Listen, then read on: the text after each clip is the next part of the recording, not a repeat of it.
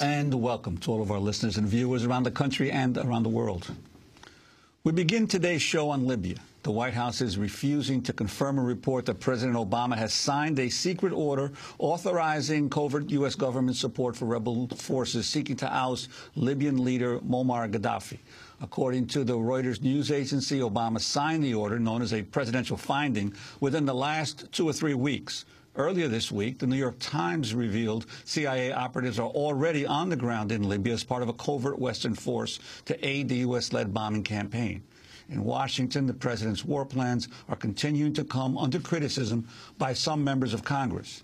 On Thursday, Ohio Democratic Congressman Dennis Kucinich gave a 40-minute address on the floor of the House. He accused President Obama of violating the War Powers Resolution by attacking Libya without congressional approval.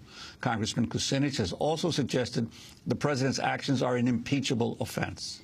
Congressman Dennis Kucinich joins us now in Washington, D.C. to talk about Libya, as well as the latest news from his home state of Ohio, where, well, last night, Ohio Republican Governor John Kasich signed a bill that strips collective bargaining rights for state employees and bars them from striking.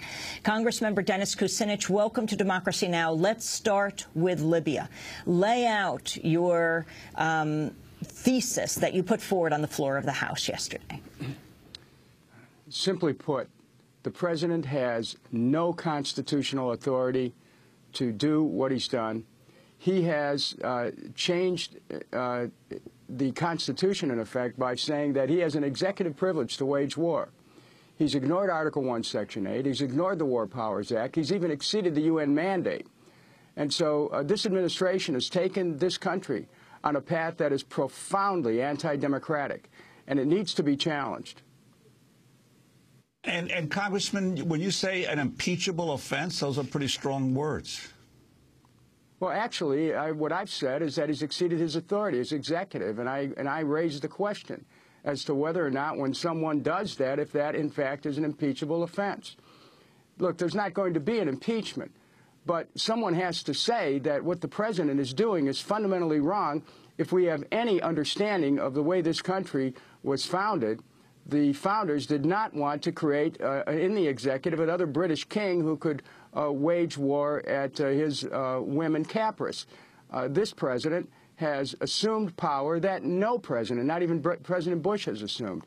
And I think that we need to focus on this, not as a matter of whether we like President Obama or not as a matter of whether we are Democrats or not, but whether or not we understand the basic constitutional principles of the separation of power, of the separation of the war power, and that the president's role as commander-in-chief has nothing to do with an ability to make war. He just simply doesn't have that power. What about President Obama's argument when he made his case to the nation that he was trying to prevent a massacre and that it would have been wrong not to take action with the world community? Well, we don't know what exactly was going on in Libya, because the fact is that when a UN Commission of Inquiry went in, they had to quickly leave because the bombing had started. The fact that the leader of that country made threats to do something, you know, this wasn't a basis for the United States to assume that we had the right to go in and start to provide the rebels with air cover. I mean, this thing has leapfrogged from, quote, humanitarian intervention, which inevitably is taking the side of the rebels, so we're helping to fulminate a civil war, into a full-scale military operation, which, you know, it seems was the real intention all along. So we really have some serious questions to ask of this administration. And Congress, if Congress is to mean anything at all with respect to our historic responsibilities as the first among equals in our Constitution, we have the obligation to call this administration to an accounting and not just be supplicants to the power of a president who is now starting to act like something that's beyond what the Constitution envisioned.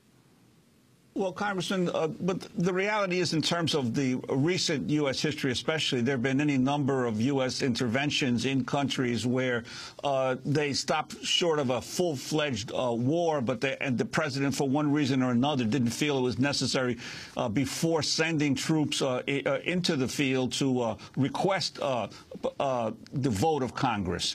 Your sense of how the War Powers Act has evolved in the United States in recent years? Well, there's a couple issues here. First of all, what other presidents have done. Frankly, that's neither here nor there. If there's an argument that, well, Congress didn't assert its authority before, and so what's happened is that we, as I think Glenn Greenwald argued this as well in a recent column, it doesn't follow that the consistent acquiescence to an executive usurpation of congressional power nullifies the founding document. It doesn't. At some point, you have to say, wait a minute here. And so that's what I'm doing. Now, to look at the Constitution of the United States, Article 1, Section 8, firmly defined the war power. You read the sense of Washington and Jefferson. You read the Federalist Papers, number 69, what Hamilton wrote about it. It makes it clear. That's where the war powers is. Now, the War Powers Act was an attempt to define better the relationship between Congress and the presidency by, carving out circumstances under which the president can take action before going to Congress and providing for notification later on. The president has not met the requirements of the War Powers Act with respect to that in terms of the definition of there being an attack on the United States. Or the threat of one. So this is a circumstance where this administration is redefining the presidency in the same way that John Yoo, the attorney for President Bush, redefined it. We've got a presidency here that is beginning to be indistinguishable from that of the Bush White House with respect to its use of war power, with respect to its interpretation of executive power, with respect to the role of the president in defining all national security issues without consulting with Congress at all. What do you think President Obama should do in Libya and then Yemen, for example? I mean, we have to look at all of these countries, in Tunisia, in Egypt, Yemen, where the U.S. has supported these dictators, these despots, for decades. But what should the U.S. do in Libya? And then what about Yemen, where the U.S. continues to support Saleh? Well, there's two things here, Amy. One is what we should have done, and number two is where we are now. We have no right to intervene in the internal affairs of any country. It is awful anytime people are suffering under a bad leader, and it's awful when there's violence. You can never condone that. On the other hand, as Noam Chomsky famously pointed out, humanitarian war is an oxymoron. Inevitably, it expands to engulf citizens. We're involved in what is a breeding civil war here that inevitably is going to make of Libya a graveyard. We need to pull back. We need to get out. Now, having disturbed things like this, it means that there would be profound consequences for the people on whose side we've intervened, and it would be profound consequences for the CIA that's been on the ground there. But the fact of the matter is we have no right going in there. And let's go beyond Libya. If we start intervening for humanitarian purposes throughout the region, we're looking at feeding this impulse of war. We could be on the verge of a war that is so broad that we become engulfed in it.